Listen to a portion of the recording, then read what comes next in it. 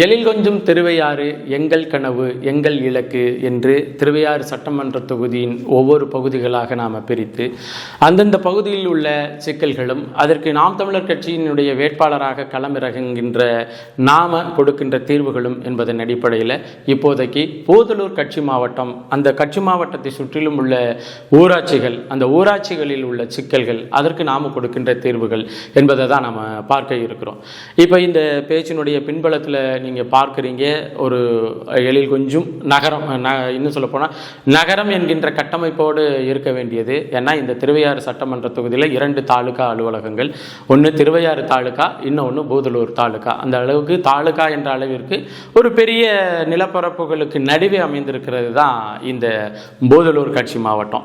நம்ம போதலூர் கட்சி மாவட்டம் அப்படிங்கிறது என்னென்னா, போதலூரும் அதனை சுற்றிலும் மேற்கு பகுதியில் இருக்கின்ற முக்கியமான ஊராட்சிகளை எல்லாத்தையும் இணைச்சு தான் இந்த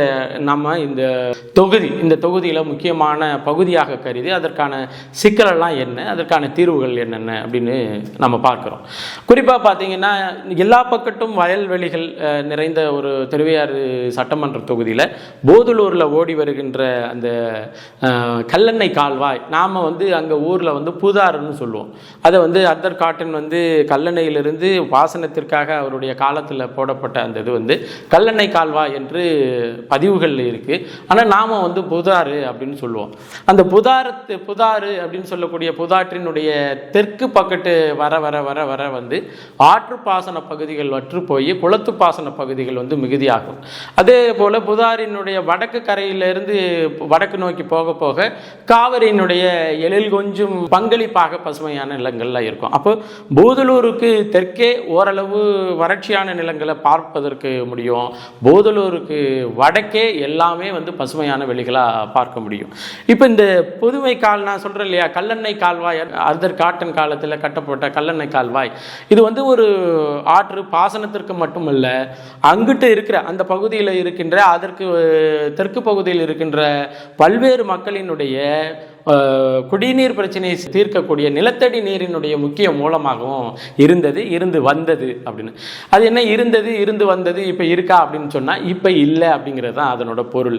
என்ன பண்ணிட்டாங்க, இது ஒரு 4 வருடத்திற்கு முன்னதாக இதே அரசு புதாற்றினுடைய மணலை எல்லாம் கொள்ளையடிச்சிட்டு அந்த மேற்பரப்பில் சிமெண்ட் காங்கிரீட்டை போட்டு மூடிடுச்சு. இன்னைய தேதியில் இந்த காணொலியை பார்க்கின்ற உங்களுக்கு நல்லா தெரியும், போதலூரில் அந்த புதாற்றினுடைய தேங்கி இருக்கின்ற நீர்களில் மீன் வாழ முடியாமல் வசிக்க முடியாமல் மணல் இருந்தால் ஓரளவு குளிர்ச்சியாக இருக்கும். இங்கே கீழே காங்கிரீட்டை போட்ட முடித்த பிறகு குளிர்ச்சியற்ற ஒரு இடத்துல வெந்து போன தண்ணியில் செத்து மிதக்கிறத கண்கூடாக பார்க்க முடிகிறது.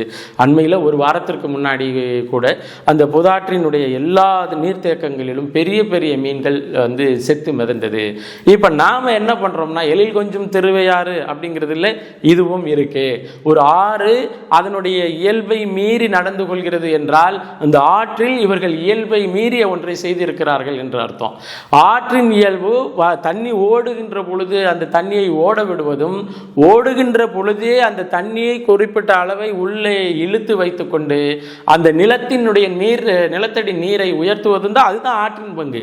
ஆனால் அறிவுகட்ட சமூகத்தினுடைய பிள்ளைகளாக, ஆக்கிரமிப்புக்கு பிறந்த பிள்ளைகளாக, ஆக்கிரமிப்பதே ஆறுகள் பொறுத்தவரையிலும் இவங்களுக்கு தண்ணீர், உயிர், சோறு அப்படியெல்லாம் பார்க்காம இவங்க ஆறுன்னு ஒன்றுமே மணல், அள்ளு, காசு, வித்துரு அப்படின்னு பார்க்கறதுனுடைய விளைவாக ஆற்றின் தளத்தில் காங்கிரீட்டை போட்டுதுட்டாங்க.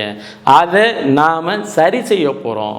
அந்த நிலையை, அந்த சூழலை சரி செய்து ஆறாக மாற்றுவது தான் கல்லெண்ணெய் கட்சி மாவட்டம் அந்த இடத்திலிருந்து தொடங்கி போதலூர் கட்சி மாவட்டத்திற்கு நாம் கொடுக்கின்ற முதல் வாக்குறுதியாக.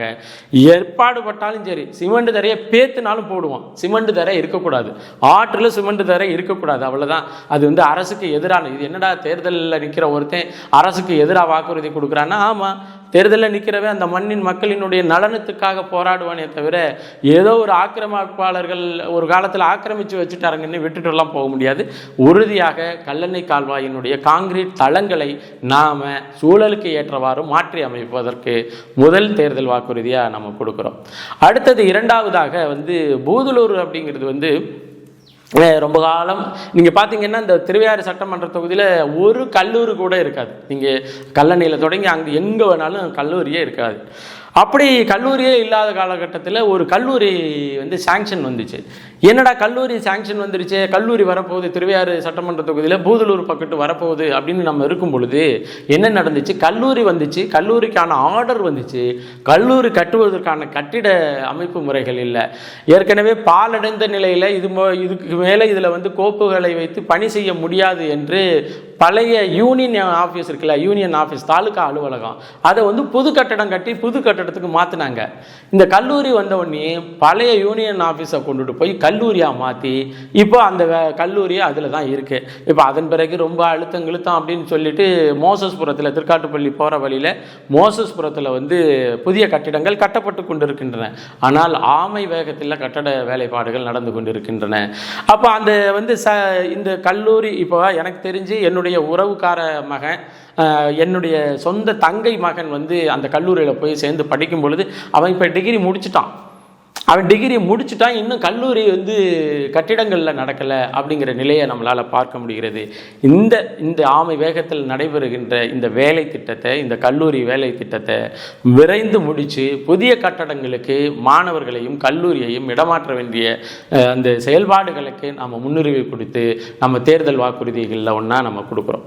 அதே போல் இந்த பூதலூர் இருக்கு இல்லையா, பூதலூருங்கிறது வந்து நான் சொன்ன மாதிரி இளங்காடு நம்மாழ்வார் பிறந்த ஊருக்கு போகின்ற மிக முக்கியமான வழி.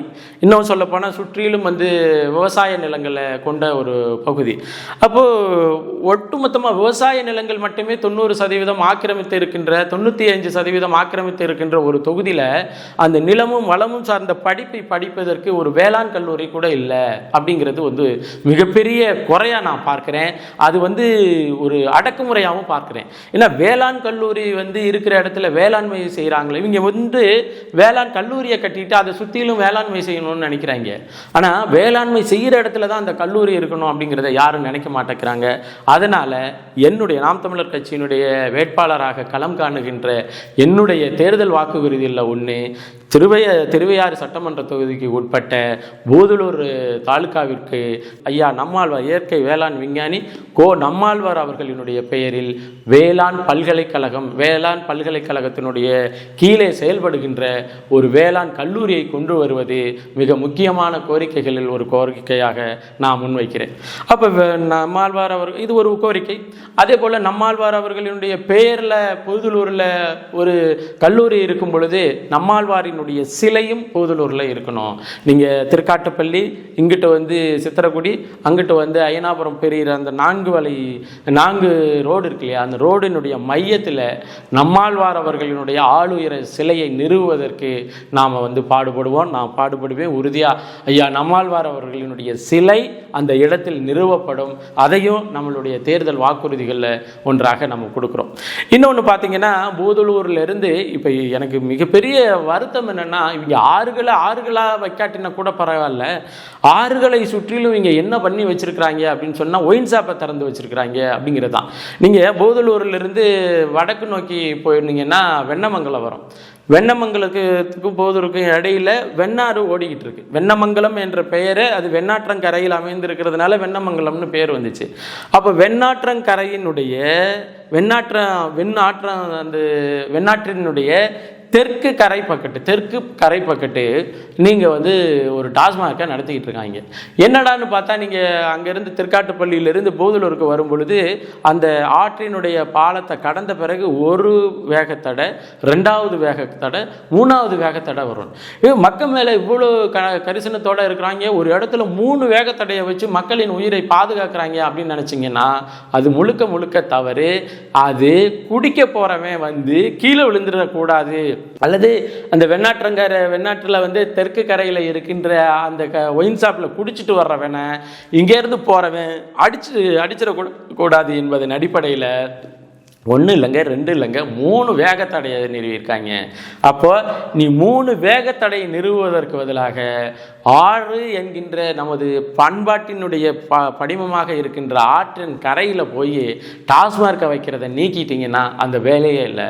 அதனால் நம்மளுடைய பூதலூர் கட்சி மாவட்டத்திற்கு எனது வாக்குறுதிகள் என்ற அந்த அடிப்படையில் வெண்ணாற்றில் தெற்கு கரையில் இருக்கின்ற அந்த டாஸ்மார்க்கை உடனே அப்புறப்படுத்துவேன். அதை என்னுடைய தேர்தல் வாக்குறுதியாக இந்த கட்சி மாவட்டத்திற்கான என்னுடைய வாக்குறுதியாக தரேன். கூடுதலாக பார்த்தீங்கன்னா வெண்ணாற்றம் முழுமைக்கும் இந்த நம்ம வந்து நெய்வேலி காட்டாமணக்குன்னு சொல்லக்கூடிய அந்த காட்டாமணக்கு இந்த புதலூர் கட்சி மாவட்டத்திலே நீங்கள் போகும்போதே பார்க்கலாம். ஒரு வெண்ணாறு வந்து அந்த ஒரு ஓரத்தில் போய் திரும்புகிற மாதிரி தான் இருக்குது. அப்போ என்னென்னா இங்கே எல்லாமே ஆக்கிரமிக்கப்பட்டு செடி, மண் செடி, இந்த செடி, இதில் என்னென்னா அந்த நெய்வேலி காட்டாமணக்கை ஏன் இவங்க வளர்க்குறாங்கன்னா அந்த பொதருக்குள்ளே போய் இவங்க மணலை திருடிட்டு வந்துடலாம். அதுதான் இவங்களுக்கு பிரச்சனை. அந்த கேப் இருக்கு இல்லையா, அந்த கேப்பில் வந்து மணலை திருடிட்டு வருவதற்கு வாய்ப்பாக இருக்குங்கிறதுனால அதை அப்படியே வச்சிருக்கிறானுங்க.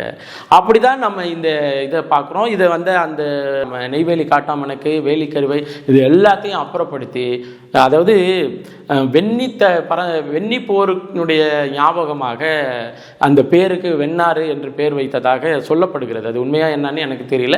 வெண்ணி போரினுடைய வெற்றியை நிறுவுவதற்காக அங்கிருந்து பாய்ந்து வருகின்ற காவிரியின் கிளை நதியில் வெண்ணாறு என்று பெயர் வைத்ததாக சொல்லப்படுகிறது. அது சொல்லப்படுறது, அது உண்மையா பொய்யாங்கிறது அடுத்த பிரச்சனை. ஆனால் அந்த ஊர், அந்த ஆறு ஒரு வரலாற்றை சுமந்து இருக்கு இல்லையா, அந்த வரலாற்றுக்கு நாம் வந்து முக்கியத்துவம் கொடுக்கணும் இல்லையா, அந்த வரலாற்றை நாம் மதிக்கணும் இல்லையா. நீ வரலாற்றை மதிக்காட்டினா நீ வந்து முகவரி ஏற்று போவே இல்லையா. அப்போ அந்த வரலாற்றை மதிப்பதற்காகனாலும் அந்த நதியை நதியாக ஓட விட வேண்டும். இதை உறுதியாக உங்களினுடைய வேட்பாளராக, உங்களுடைய நம்பிக்கையாக விவசாய சின்னத்தில் எனக்கு வாக்களித்து நான் தெரிவு செய்யப்பட்டால் உறுதியாக அதை நான் செய்வேன்னு வாக்குறுதியை கொடுக்குறேன். அதே போல் நீங்கள் பார்த்தீங்கன்னா அந்த 4 ரோடிலேருந்து அய்யனாபுரத்திலேருந்து பொங்கனூர் வரலையும் ஒரு சாலை இருக்குது. அந்த சாலையை வந்து நம்ம சரி செய்ய வேண்டிய அவசியம் இருக்குது, விரிவுபடுத்த வேண்டும், சரி செய்ய வேண்டும். அதே போல் நீங்கள் போதலூரினுடைய அந்த புகை வண்டி நிலையம் நீங்கள் இந்த காட்சிகளின் பின்னாடி நீங்கள் பார்த்துருப்பீங்க. அந்த கழுகு பார்வை, போதலூரினுடைய கழுகு பார்வையில் நீங்கள் பார்த்துக்கிட்டு இருப்பீங்க, உங்களுக்கு அது தெரியும். அந்த பக்கத்து வந்து நாச்சியார்பட்டி போகிற சாலை இருக்கு இல்லையா, அந்த சாலை மிக மிக மோசமாக இருக்குது. அவங்க சப்வேல வர்றதா என்ன வர்றதுன்னு தெரியாமல், ஒரு வழிகாட்டல் இல்லாமல் அந்த சாலை வசதி இருக்குது. அதையெல்லாம் சரி செய்ய தரப்படும்ங்கிறது தான் போதலூர் கட்சி மாவட்டத்திற்கு நம்மளுடைய நாம் தமிழர் கட்சியினுடைய வேட்பாளராக இருக்கின்ற செந்தில்நாதன் ஆகிய என்னுடைய வாக்குறுதிகளாக நாம் கொடுக்குறோம். இது சும்மா காணொலி பதிவுக்காக பேசிட்டு போகிறதில்ல. இது கையெழுத்து போட்ட வாக்குறுதி உறுதிமொழியாக துண்டறிக்கை மூலமாக உங்கள் ஒவ்வொருத்தருடைய கரங்களிலும் வந்து சேரும். எனக்கு வழங்கப்பட்ட அந்த 5 வருட பதவி காலத்திற்குள்ள கையெழுத்து போட்டு வழங்கிய அந்த வாக்குறுதிகளை உறுதியாக நிறைவேற்றுவேன். இதையெல்லாம் தாண்டி இந்த போதலூர் கட்சி மாவட்டத்தில் நான் சொன்ன அந்த சுற்றிலும் இருக்கின்ற ஊராட்சிகளை மையப்படுத்தி சுமார் 10 கோடி அளவிலான மேம்பாட்டு நிதியின் மூலமாக அது சரி செய்வேன். மொத்தமே 10 கோடி தானேங்க, நீ என்னங்க ஒரு கட்சி மாவட்டத்துக்கே 10 கோடியை நான் செலவு பண்ணுவேன் அப்படின்னு நீங்கள் சொல்கிறீங்களா? சொல்கிறதே எனக்கு புரியுது. ஆனால் அந்த கட்சி மாவட்டத்திற்கு நாம் எப்படி செலவு பண்ணுறோம்னா, அந்த எம்எல்ஏவினுடைய, அதாவது சட்டமன்ற உறுப்பினருடைய மேம்பாட்டு நிதி மட்டும் அல்லாமல் நாம் கேட்டு பெறுகின்ற நிதி என்று ஒரு குறிப்பிட்ட நிதி இருக்குது. எல்லாத்தையும் சேர்த்து இந்த கட்சி மாவட்டத்திற்கு 5 ஆண்டு காலத்திற்குள்ள நாம் 10 கோடி அளவில் நம்ம சீரமைப்பு பணிகளை, அடிப்படை கட்டமைப்பாக கருதப்படுகின்ற தண்ணீர், மின்சாரம், சாலை இவற்றை சரி செய்வதற்காக நாம் உறுதியாக வேலை செய்வோம் என்பதை இந்த கட்சி மாவட்டத்திற்கு நாம் தமிழர் கட்சியினுடைய கோரிக்கையாக நாம் முன்வைக்கிறோம். கையெழுத்து போட்ட பிரதி உங்கள்கிட்ட இருக்கு. இந்த திட்டத்தை நாம் எழில் கொஞ்சம் திருவையாறு எங்கள் கனவு எங்கள் இலக்கு அப்படின்னு சொல்றதனுடைய காரணம் என்னன்னா, இதில் எனது கனவு எனது இலக்கு அப்படின்னு எதுவும் இல்லை.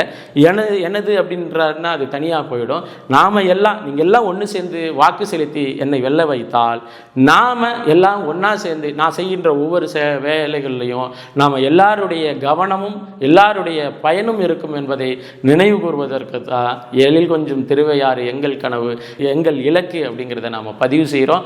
உறுதியாக நாம் சொன்ன வாக்குறுதிகளை நிறைவேற்றுவோம். நீங்கள் எங்களுக்கு நம்பிக்கையாக இருந்து இந்த தொகுதியில், திருவையாறு சட்டமன்ற தொகுதியில் நாம் தமிழர் கட்சியினுடைய வேட்பாளராக நிற்கின்ற என்னை வெற்றி பெற வைக்க வேண்டும் என்பதை கோரிக்கையாக வைத்து, ஒருவேளை இந்த காட்சி பதிவில் இந்த கோரிக்கைகளில் உங்களுக்கு ஏதேனும் இது இருக்குது, ஏதாச்சும் கொரியஸ் இருக்குது, ஏதாச்சும் தெரிஞ்சுக்கணும் அப்படின்னு நினச்சா நீங்கள் மறக்காமல் திரையில் தெரிகிற அந்த தொடர்புக்கு வாங்க.